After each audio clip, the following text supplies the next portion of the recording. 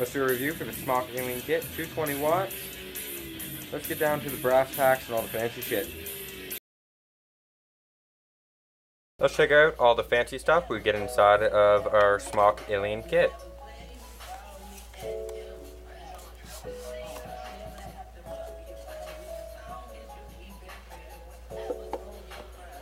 You get the Smok Alien mod itself, 220 watt TC, and a gel pack to keep everything all fresh. There's a little notch here so you can pull out this little slot. You get an instruction manual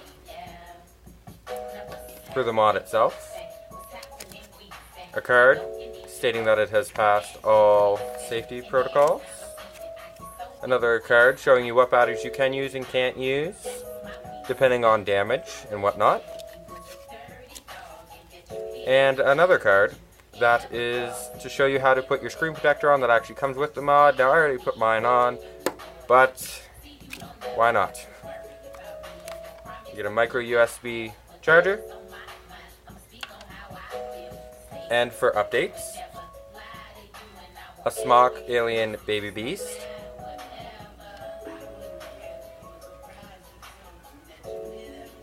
Apex replacement glass for your tank,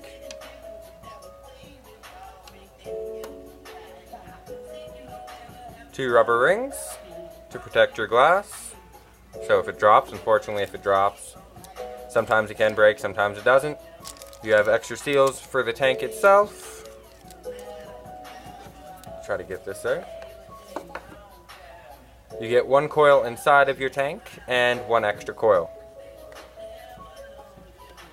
Let's bring it back up to full screen and see how she runs.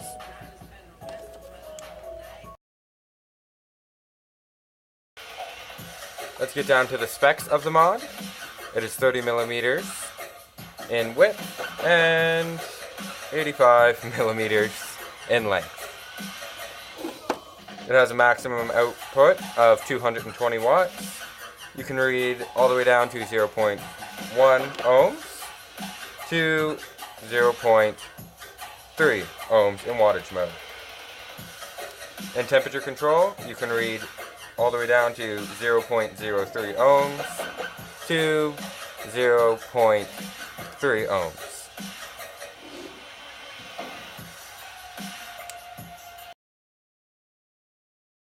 Finally, but not last, the specs for the Baby Beast are 22 millimeters in width and 53 millimeters in length.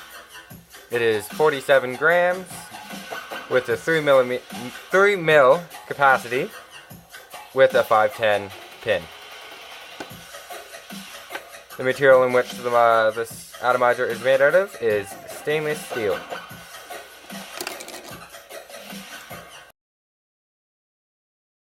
Let's run through our temperature settings, how to get in them.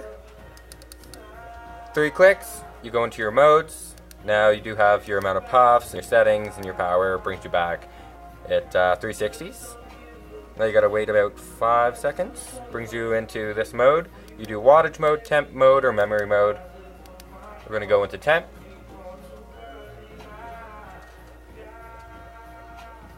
Wattage strength.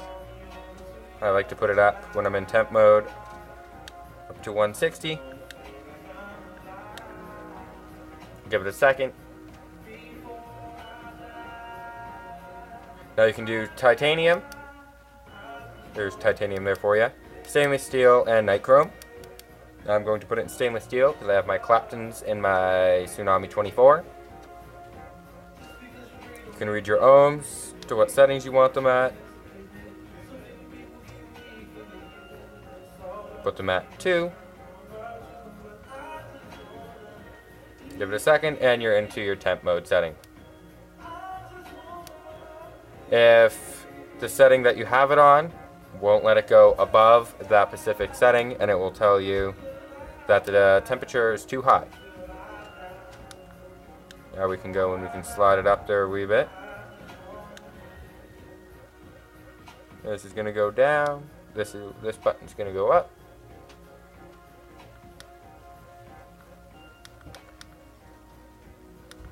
It has Celsius and Fahrenheit.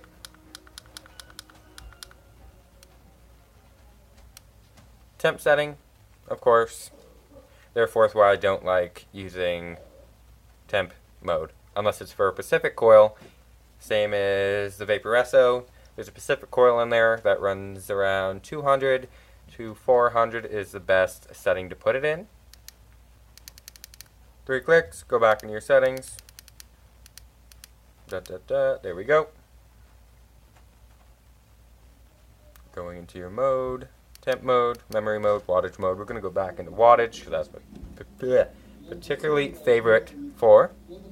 You can adjust your strengths, soft, strong, and normal. I like mine at strong, so I'm going to put it at hard.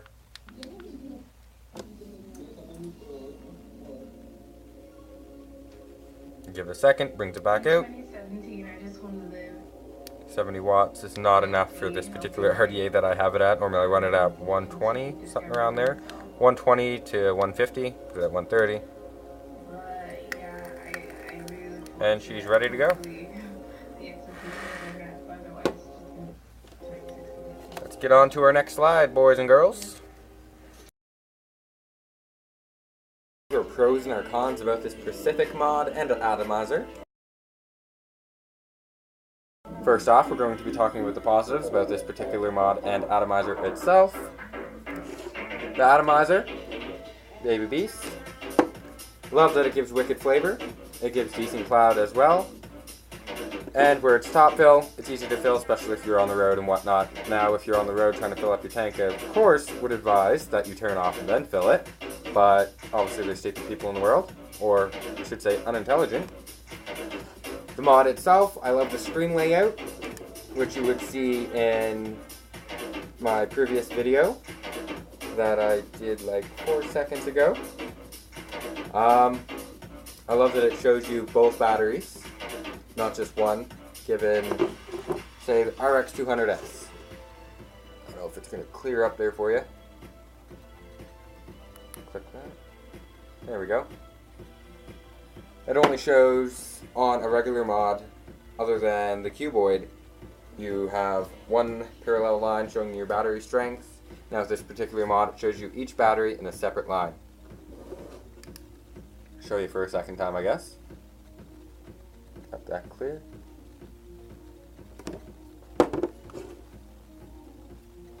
Itchy nose. Of course, I got mine in gold and all the fancy stuff. Love the chip, love the screen. As I previously said, let's follow through with the cons. Cons with this particular mod is the atomizer is not great for the mod itself. The atomizer says that you can run it at certain wattages, and if you put it to its best, it gives you a dry taste, which is not my favorite in the world. The mod, the paint, is kind of cheap. I think that's the only thing they really cheaped out on this mod. The paint chips really easy. I've had it for 3 days. I don't know if you can see it, but I got little chips along the lines. Even by the battery cord thingy. Sorry fellas, shitty camera.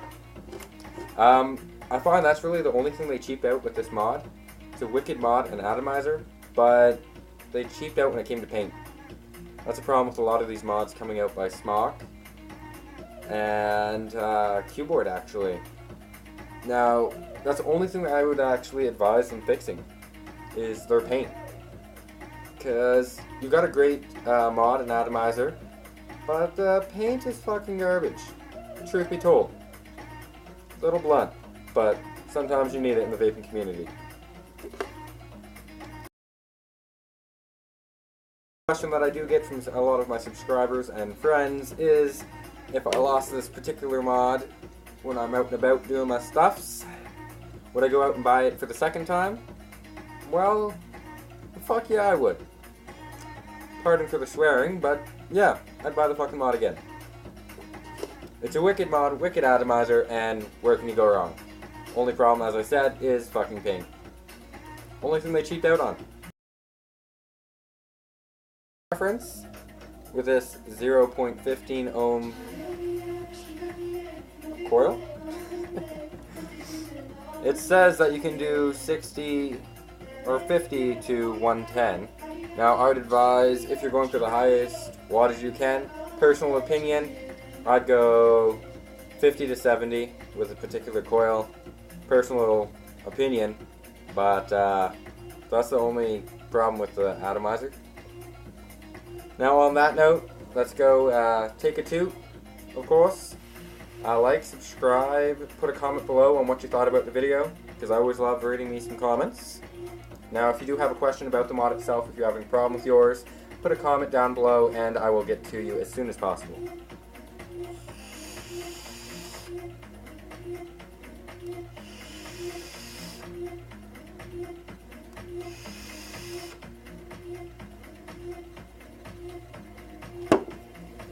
Keep vaping, keep it real, and as always, keep rocking.